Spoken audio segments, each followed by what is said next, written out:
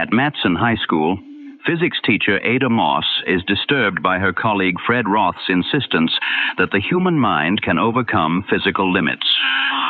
On November 17th, 1942, CBS brought that dispute into episode 7 of Arch Oboler's Lights Out, Come to the Bank. When Roth decides to test his theory at a city bank, Moss finds herself pleading for help over an event no one else will believe.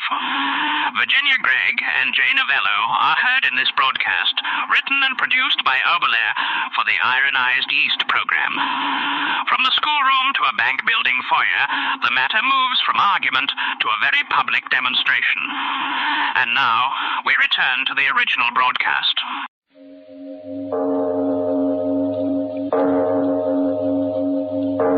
It is later than you think.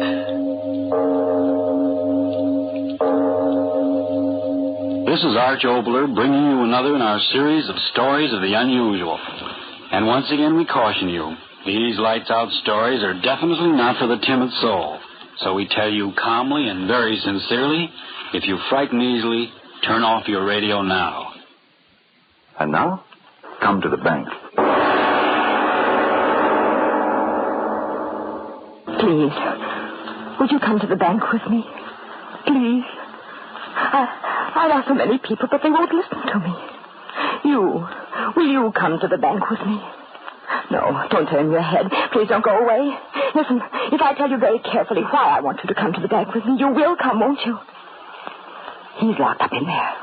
He can't get any air. No, don't get excited. I didn't say he was locked up in the vault. All they've got in their vault is money. I don't care about money. All I care about is him. I didn't mean to tell you. All right, I did. You've got to come to the bank with me and help me. It's Fred Roth. He's in the bank and he can't get out. What are you laughing about? That's not so funny. I tell you, he's in the bank and he can't get out. He's been in there for, I think it's 3 weeks. Blast you, stop laughing. Please listen to me. I'll tell you all about it from the start. I'm a school teacher. At the Matson High School, I teach physics. It's a rational science, cause and effect, cause and effect. Mr. Roth teaches in the same school, psychology, the way of the human mind. But that's not an exact science, is it? The human mind is not exact at all. And that started it. That's what started it. Mr. Roth said to me. Well, speaking quite frankly and candidly, Miss Moss, I don't think very much of your exact sciences. 2 and 2 always add up to 4, Mr. Roth. Not where the human mind is concerned. I don't understand. Well, it is my profound conviction that the potentialities of the human mind and body have never been realized by any human creature. But there have been great men. Plato, Lincoln, so many scientists. Yes, but only fractional greatness, using perhaps 1/10 of the power latent within themselves. It's all a matter of concentration. Thomas Edison used perhaps 1 iota more concentration than the average man and became one of the great inventors of all times. I tell you, Miss Moss, if men would concentrate their minds to the limit, the universe would be theirs. That's a very innocent start, isn't it? Just a teacher talking about the human mind. I thought nothing of it. Mr. Roth was such an intense young man. I liked his intensity. Just think what could happen if a man could bring his mind to the proper point of concentration. He could move objects with his mind. Yes, why not? Think that a table should move, and it would move. Mr. Roth. No. Think that he wanted to be a certain place, and it would be there. Men conceived this civilization just by a thought, and here it is. All is power of thought over matter. A man thinks a book before the book exists. He thinks a house, and only then the house can be. All is power of mind over matter. I liked to watch his eyes while he talked. They were so bright and burning. And his mouth, as he talked, the way it twisted. I couldn't help liking Mr. Roth, could I? We had dinner together once.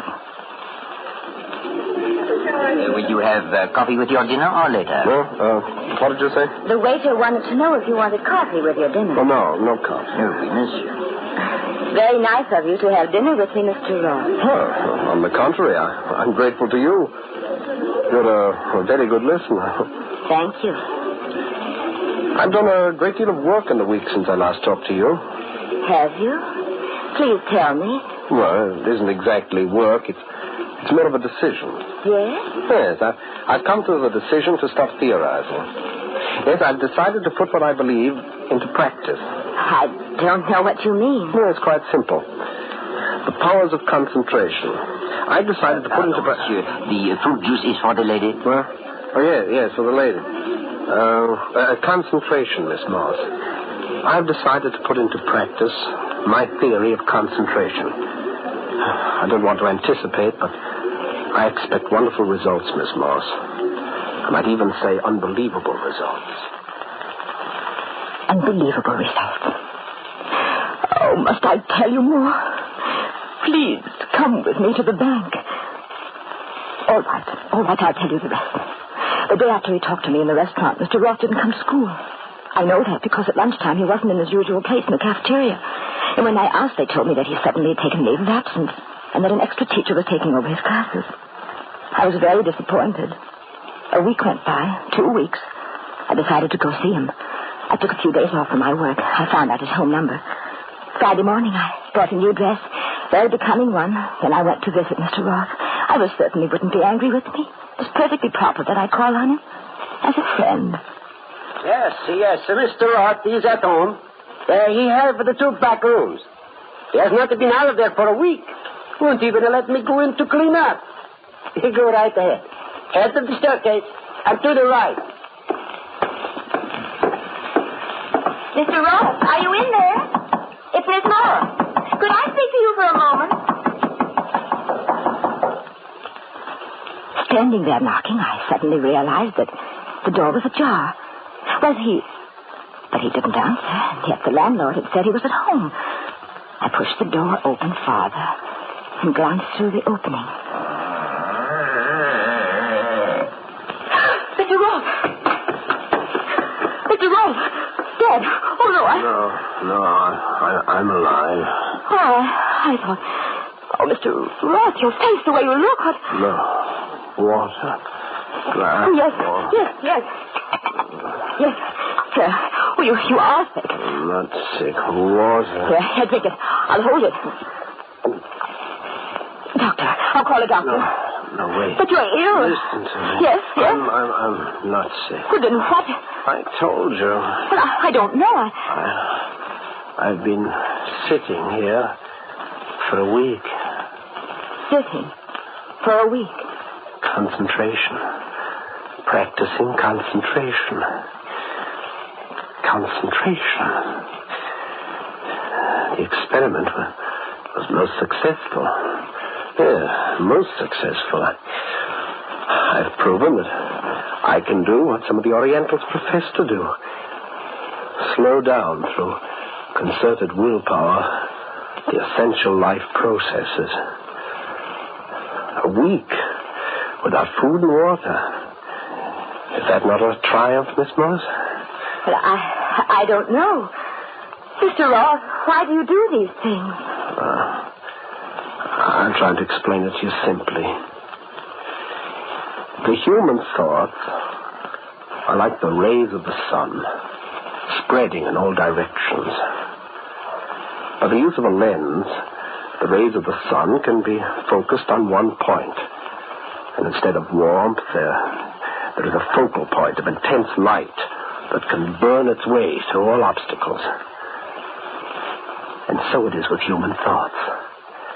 If, through concentration, a man could focus them on one point, he would be a god among men. I tell you, Miss Moss, that I am confident that I, through training, can become that one man in a million. Even as muscles can be trained, so I am training my mind. And the day when my training is complete, I will be able to do anything I desire. You hear me? Anything. When he said that, thin and weak and tired as he was, his eyes looked at me. I was afraid. For him. I made up my mind right then. The first thing was to get him out of that room. He ate, rested, and then went out with me. I don't see why I let you talk me into this, Miss Moss. I have so much work to do. The walk will do you good. But where are we going? Well, first I want you to come to the bank with me.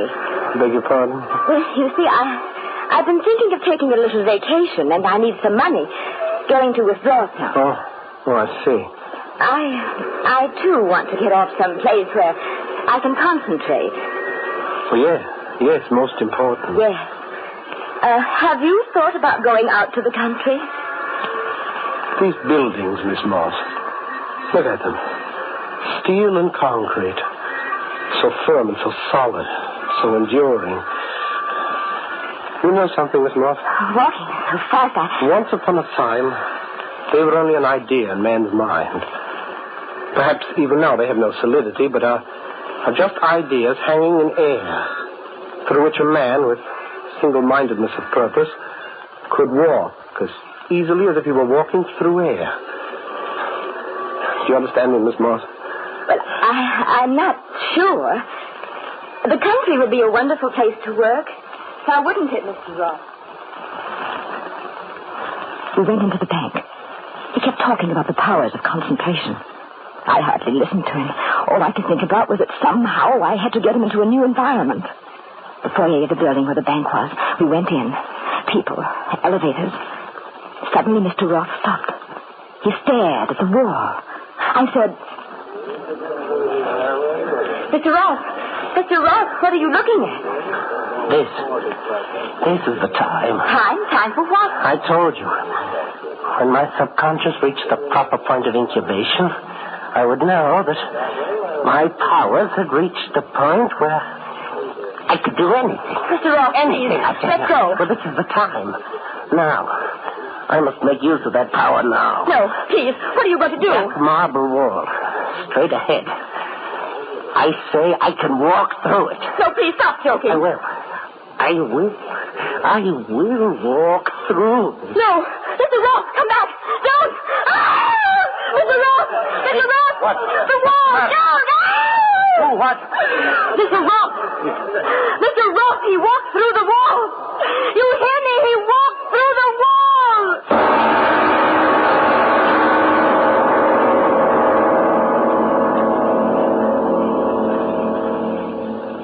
There's smug and self-certain, don't you? It couldn't have happened. But listen, you pinhead mind, I tell you it did. I saw it with my own eyes. Mr. Roth walked right toward that marble wall, and he went into it, and then he was gone. You hear me? Gone. But I mustn't call you names and make you angry, must I? Because you must come to the bank with me. Yes, I'll tell you more of just what happened on that day. I never heard of such... Now, look, lady, take it easy. Get out of my way. The wall. He walked through that wall. I tell you, he walked through that wall. For Pete's sake, please. He said he did it. He did do it. He walked through that wall. I said he walked through that wall. Disturbance. Let go of me. Don't hold me. Don't. I gotta get to him. Mr. Roth. I gotta get to Mr. Roth. Well, this lady, all at once she screamed, and now she... Something let go of me. Mr. Roth, he concentrated his mind. He said he'd walk through that wall, and he did. What? Yes, he did. Mr. Searle. Something let go of me. That wall. Mr. Roth went through that wall. I've got to go. You out of your mind. I've got to get to him. Mr. Roth, I've got to Stop making that noise. Stop it. That wall is solid. Solid concrete faced with marble. You'd better go home and stop disturbing the peace. Show her to the door, Gregg. So they put me out. I stood in the street. I didn't know what to do. And then I knew. I would wait there until Mr. Roth came back. And he would come back. He'd gone through the wall, and he must have come out on the other side. And now he would walk around the building and come back and meet me there.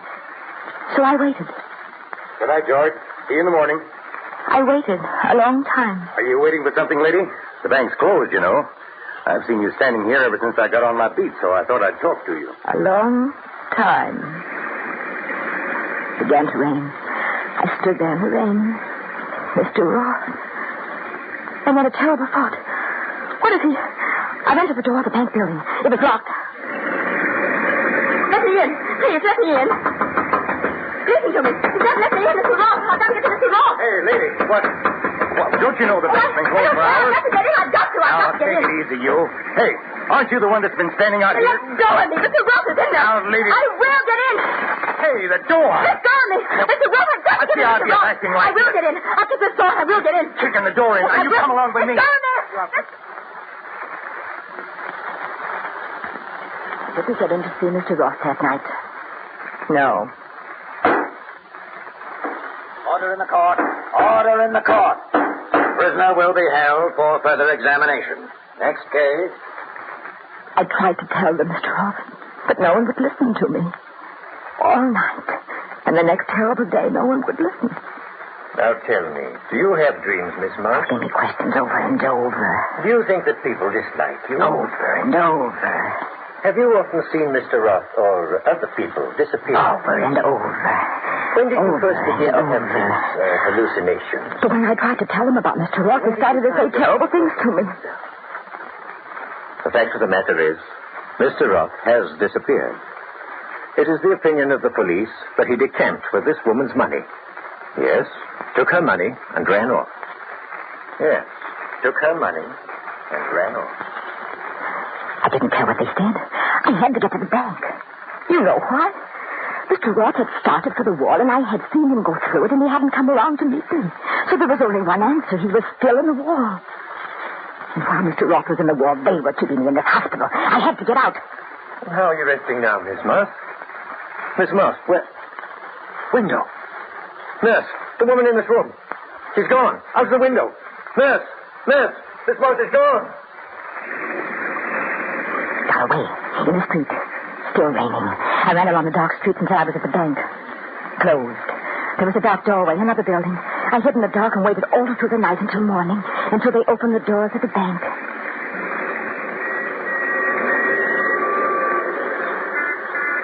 I went into the bank. I walked toward the wall. That wall. I wanted to run to it, but I walked. And I was there. The very wall he'd gone into. Mr. Roth, are you in there? It's Miss Moss, Ada Moss. Mr. Roth, please, if you're in there, answer me. They'll see me standing here by the wall talking, and they won't let me stand here. Mr. Roth, please, I've got my ear close to the wall. If you're in there, answer me.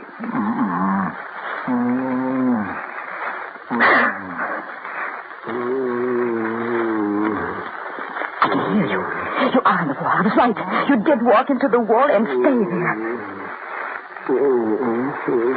Yes, but what are you saying? I can't understand you. Please, Mr. Roth, speak so I can understand you.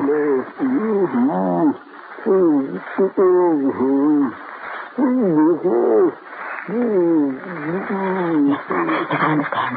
I will get you out of there. Help! Help! There's a man in the wall. Help me get him out. Mr. Roth, you here? I'll get you help. Hurry, people! Bring axes and picks. There's a man in the wall. Mr. Roth's in the wall. They put me back in the hospital. They didn't believe me. They didn't help Mr. Roth. I was very sick. I don't know how many days I was in the hospital. Then I was all right. They let me out. And this is your last warning, Miss Moss. You are to stay away from the bank. You are to behave yourself as a good, intelligent citizen you normally are. Your last warning, Miss Moss. And all the time, Mr. Roth was in that wall, waiting for me to help him. And there was so little time left. A man such as Mr. Roth, powers of concentration. He could and did perform a miracle, walking through a wall. But even considering his strength and breath and the way he said, slowing down the vital life processes, how long do you think he could live entombed in that wall? I had to get to him. But when I walked by the bank, hiding in the crowd so they wouldn't see me, I saw that there was a policeman there. They put a policeman there just to keep me out. I had to figure out some way to get in there. Tell Mr. Roth to keep alive, that I was working to help him. I had to figure out a way. There's a store across the street. A store selling paints. That was the answer. Something for cleaning? Of course, madam. How much do you think you'll need? Oh, I suggest a pint. We have it here in bulk. Open it? Sure.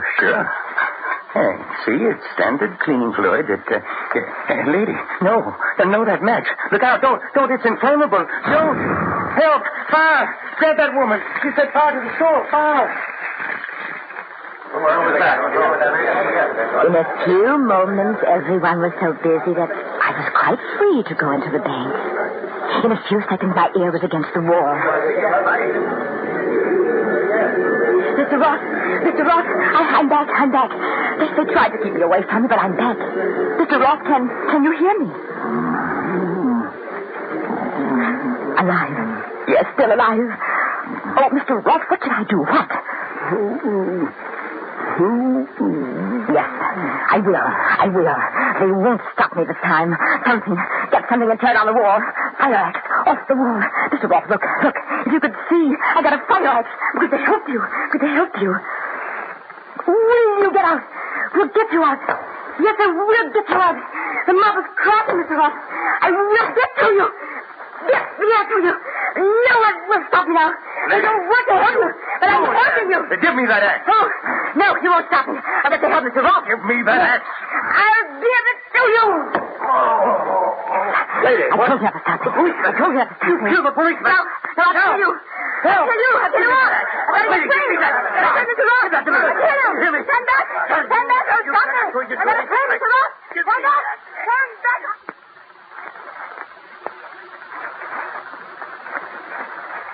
I'm locked up now. They locked me up. You've been my first visitor in weeks. Do you know what that means? All these days he's been in that war, holding himself alive with all his will. But sooner or later, if he thinks I'm not going to help him, he'll give up hope. And he'll lose his will to live. And suddenly he'll die. Do you hear me? He'll die. Please make them let me go and come and help me save Mr. Roth. If you don't help me, it will always be on your conscience, won't it? At night when you're alone and you can't sleep, you'll open your eyes and you'll see Mr. Roth entombed in that wall. But it won't be Mr. Roth anymore. Just the bones of a man. Bones and dead, decaying flesh and worms. And the skull will talk to you and ask you, why didn't you help me? So I ask you again, please, won't you come to the bank?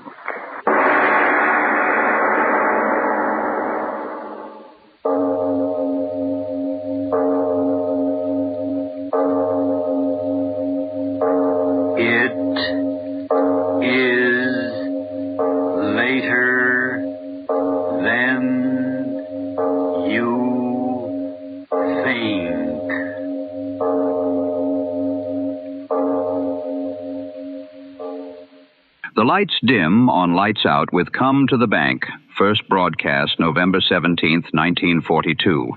Follow Lights Out for more classic broadcasts.